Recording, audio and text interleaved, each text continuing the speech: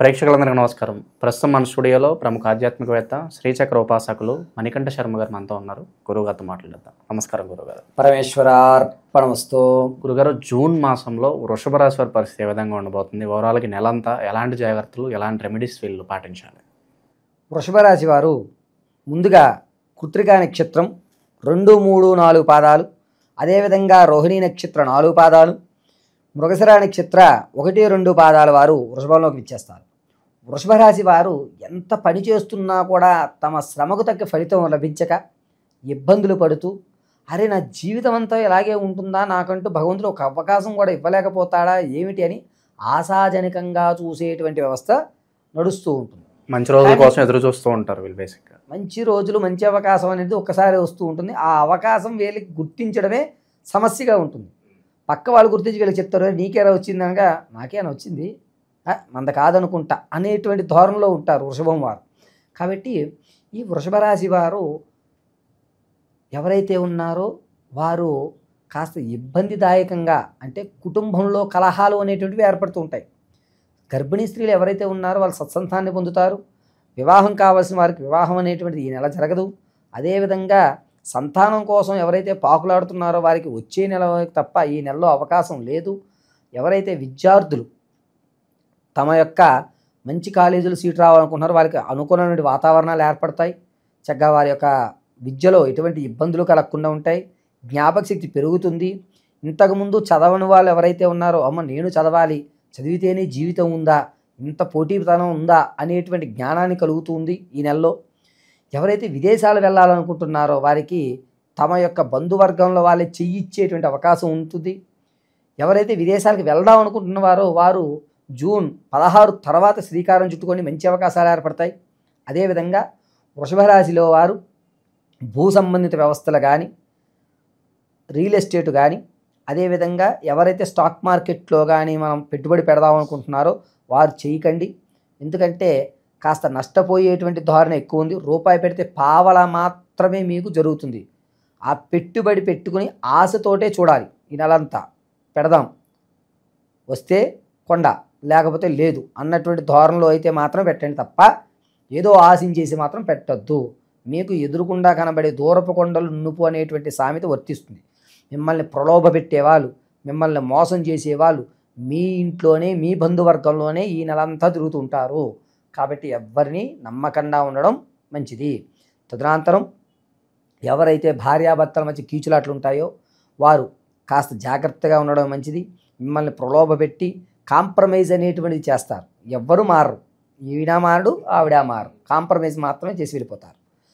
రాజకీయ నాయకులకు మంచి అవకాశం ఏర్పడుతుంది.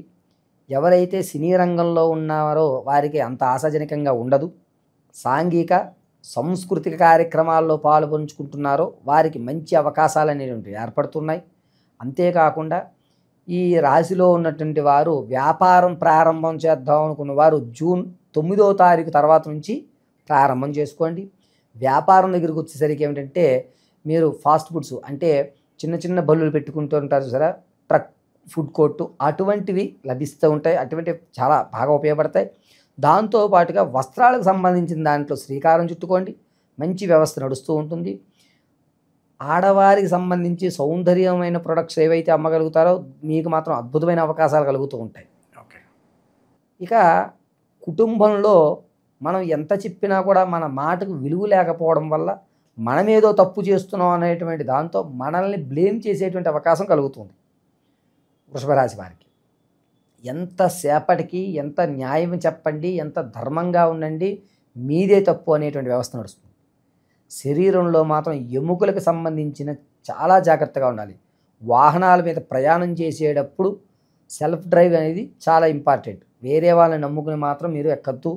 ఎముకలకు సంబంధించిన యాక్సిడెంట్లు అనేటివి ఏర్పడుతూ ఉంటాయి. అంతేకాకుండా ఎక్కడైతే మెడ నరాల వ్యవస్థ ఉంటుందో అవి ఇబ్బంది పడేటువంటి విధంగా ఉంటుంది. ఆర్థికంగా కోల్పోయేటువంటి అవకాశం ఎక్కువ కనబడుతుంది. ఇదే విధంగా ధనం కానీ, బంగారు ఆభరణాలు కానీ, వస్తు సామాగ్రిలు కానీ ఇవి పోగొట్టుకునేటువంటి అవకాశం, అంటే నమ్మి ఇచ్చి మోసపోయేటువంటి అవకాశమే. అప్పు తీసుకురారా నాయన అని చెప్పి చైన్ ఇచ్చారనుకోండి, ఆడ అట్ని చెట్టు వెళ్ళిపోతాడు. అప్పు మీరు ఎవరికి ఇచ్చినా ఆ అప్పు మీరు తీరుస్తారు, మీకైతే అప్పు పుట్టదు. అది ఈ రాశి వారికి కూడా నడుస్తుంది. పైగా వృషభ రాశి వారు ప్రతినిత్యము కూడా త్వం దుర్గాయై నమః అని కానీ, క్లీం శ్రీం దుర్గాయై నమః అని కానీ, జగజ్జనని అనేటువంటి దుర్గాదేవి ఆరాధన చేయడం ఉత్తమం. గులాబీ పువ్వులతో ఆదివారము శుక్రవారం రోజున దుర్గాదేవి అర్చన గావించినట్లయితే కనుక మోసపూరితమైనటువంటి వ్యవస్థలు వెళ్లకుండా మీ స్థితి అనేటువంటిది మారేటువంటి అవకాశాలు ఏర్పడుతుంటాయి.